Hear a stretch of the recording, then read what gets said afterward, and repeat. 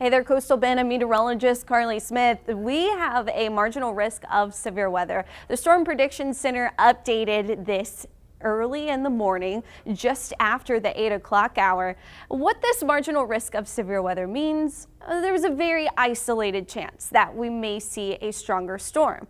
The cold front that you're barely going to notice is going to play a role. So as this front continues to move to the south, we are going to have northerly winds.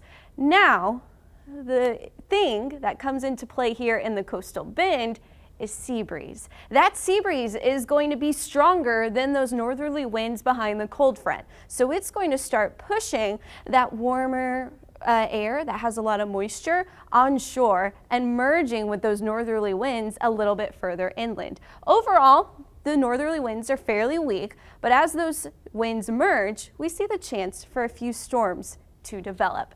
They're at the surface. You get merging winds, you get some rising air, and you get storms developing. This will be isolated storms, so not everyone is going to see a thunderstorm, but those that do, these storms are going to be capable of potentially producing some stronger wind gusts.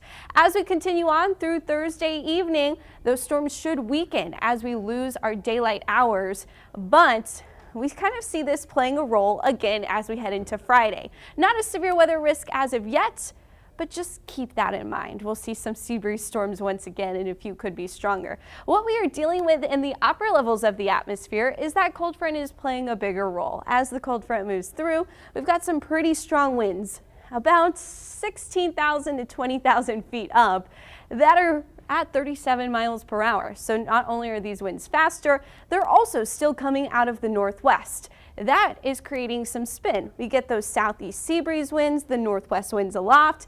There's a little bit of spin going on in the atmosphere. When we get spin, we also have rising air, and that can create pockets of stronger updrafts that these storms can develop. You can see some of the stronger storm energy expected from Nueces County up toward Aransas County, San Patricio County, Refugio County. That's going to be an area that we will be watching as we head into this afternoon. It looks like your timeline will be about 1 o'clock to 7:30. That's when we'll be seeing the potential for a few of these storms out there. Now Friday, it doesn't look like we have quite as much storm energy, but we are still going to have some merging winds. Overall, this is a very, very low severe weather risk.